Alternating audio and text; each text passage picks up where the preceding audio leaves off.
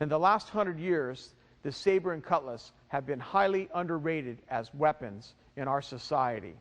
Today, with the prevalence of the firearm, the edged weapon has taken second place. But that wasn't always the case. 100 years ago, men realized just how deadly an edged weapon like a saber or a cutlass was and the great havoc they could wreak. In the following presentation, we're going to give you the bare bones of how to use a saber and cutlass in self-defense. Here we have a typical saber. This is our 1830 Napoleon saber. It has a heavy steel scabbard. This scabbard is lined with wood to protect the blade and protect the user. The scabbard is a good weapon in its own right and can be used as an impact tool.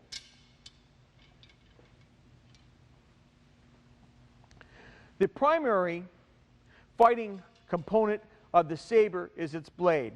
You have the long cutting edge. Typically on a saber, the first half of the blade isn't sharpened. That's where you parry with. The second half is sharpened, and that's the business end. That's what you cut with. Quite often, the top edge for about the first 7 inches going towards the point is sharpened also. This is to make it easier to thrust for the blade to go in. Sometimes you don't have a perfect opening or a lot of time for your thrust, so even a lesser movement of this blade, when it's fully sharpened, will allow it to enter, even when you have a slight opportunity. So it's a really good idea to sharpen the back edge of your saber. The hilt offers both protection and an offensive weapon. It keeps your opponent's blade off your hands and out of your fingers and thumb. It also acts as a giant pair of brass knuckles. You can punch with it in a melee or up close in infighting. You can hammer down with the butt. So it's a really good percussive weapon also. You can also push with your saber. You can bayonet with the blade in all different kinds of angles. And also you can hit with the back of the blade this way and use the back of the blade to wrap around and strike your opponent at angles that he's not familiar with. So the saber can be used in a great many ways in close quarter combat, and it's really useful also in conjunction with a revolver or an automatic pistol. Now I'm going to introduce Professor Anthony DeLongis, and he's going to give you the basics of using a saber or cutlass in self-defense. Thank you, Lynn. Let's get started. The sword has got to be a fluid extension of your hand. I think one of the key elements is how you grip it. A lot of people make the mistake of wrapping their hand fully around this and turning into a club. This is bad. This makes the whole thing a heavy, dead weapon. What you need is something that is fluid and facile and that you have fingertip control of at all times. Here's how I accomplish this. I like to use a pivoting grip. I like to line my thumb along the back edge of the blade, and I release and I squeeze into the palm of my hand. If the weapon's a little heavier, I'll go to a 3/4 wrap if this gives you a little more security, but this way I have absolute control of the weapon at all times. It's light, it's easy in my hand, I can very quickly change my angle of attack, I can very quickly defend and counterattack. But the blade is literally alive in my hand, and I'm going to use gravity as my ally as opposed to having to fight with the weapon all the time. So the first thing is the grip. Think in terms of this. It begins at 90 degrees and it squeezes to about 60 degrees. That's the key, that this pivots in your hand. Cuts from the saber are made by extending the arm and squeezing. You can cut from the fingers and wrist like this, although don't do too much with the wrist because it throws the weapon away. Okay? It can come vertically, it can come diagonally, it can come horizontally, it can go an upward diagonal, an upward vertical. Same thing on the backhand side.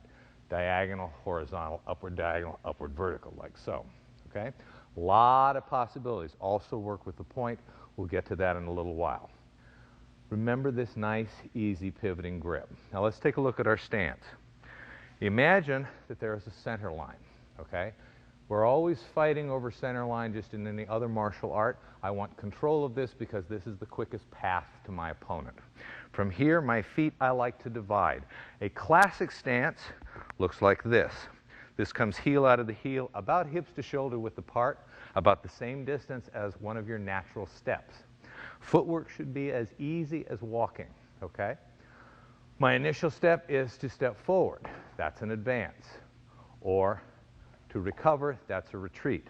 If you see this from the side, again, I'm about the distance of my hips, no wider than my shoulders, no narrower than my hips. If I turn like so and come on guard, here's my advance, here's my retreat. Two short ones would look like this, and coming back like so. I can also do what's called a pass forward, where this foot comes through and I recover back to my natural on-guard stance and retreat, or pass backwards and retreat or advance. So my feet need to be underneath me. My weight needs to be balanced. It's equally distributed between both feet, ever so slightly forward perhaps, okay? But you don't want to unweight this foot like this. Advance, retreat, pass forward, pass back, extend, lunge. Now what the lunge is designed to do is to take the distance of 2 steps very quickly and drive your attack forward into your opponent. So where I would be going here like this, advance, advance to strike, retreat, retreat. From here, leading with the weapon, this explodes much faster. So when I choose the correct moment, when I have created an opportunity, I can flow into it with a very dynamic and effective attack and recover back. That would be the lunge. And that's your basic footwork. Let's look at our basic defenses. There are 5 basic parries with the saber. 1, 2, 3, 4, 5. This first parry, number 1, was the position if you drew from your scabbard, first position. Second position, straight across. These are cavalry parries. Third position, fourth position, fifth position. To simplify, imagine that your body is cut down the middle and then cut across the side here. You have an outside, as in everything outside the weapon, and you have an inside, both in the high and the low line. So this would be a cut to the shoulder, would be a cut to the high outside. A cut to the chest or belly would be a high inside. A cut to the outside hip would be a low outside. A cut to the groin or the rear leg or down low here at the knees would be low inside. And here is a cut vertically to the head. Those are your 5 positions. The 3 we're going to concentrate on are 3, 4, and 5, or traditionally tierce, carte, and quint.